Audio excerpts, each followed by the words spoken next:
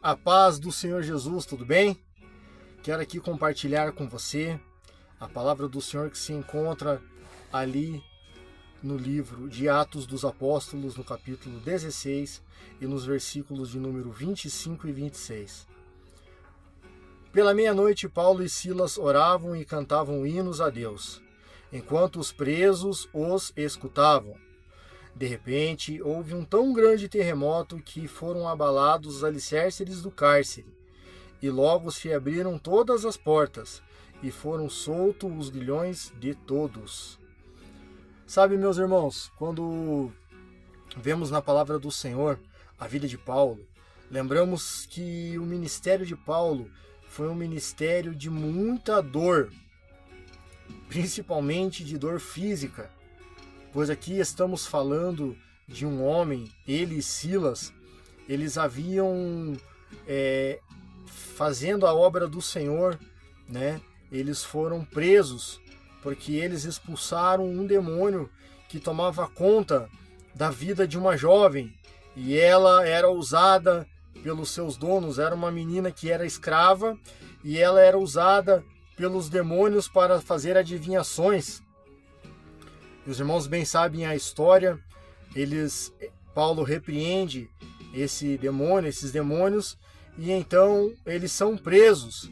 Mas antes de ser presos, eles foram largados pelados, sim, pelados em praça pública, humilhados, porque para o judeu era uma humilhação sem tamanho mostrar a sua nudez. E então eles foram, além de tudo, espancados. A palavra deixa claro que eles apanharam e foram lançados no cárcere. Ou seja, eles foram presos porque Paulo usou a autoridade do nome do Senhor Jesus Cristo para que houvesse libertação naquele lugar.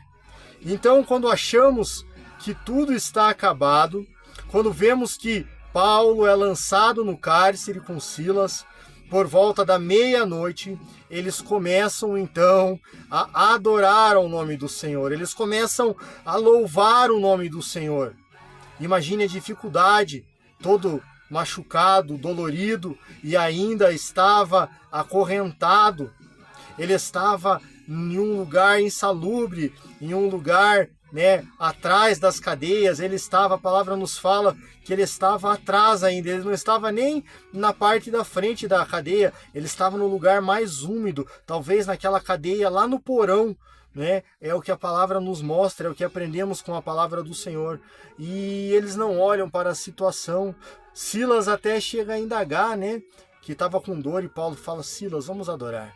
E eles começam a adorar. Eu não sei se eles estavam salmodiando, se eles estavam louvando alguma canção ao Senhor, ou simplesmente entregando a sua oração em forma de adoração. Mas de uma coisa eu sei que aquela cadeia tremeu, eu sei que aquela cadeia foi quebrada, eu sei que aqueles que estavam ali estavam ouvindo as orações, estavam ouvindo a palavra do Senhor através da oração, através do louvor de Paulo e Silas, e eles ficaram ali.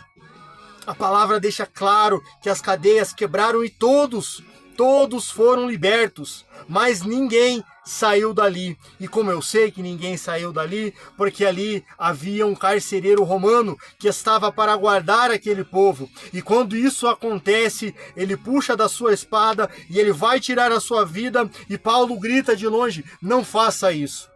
Então, veja só, uma libertação custou a prisão, o açoite, mas almas foram alcançadas. Aqueles que estavam cativos, aqueles que estavam presos, foram alcançados pela infinita misericórdia do Senhor, e também o carcereiro e toda a sua família. A palavra diz que houve salvação na casa do carcereiro.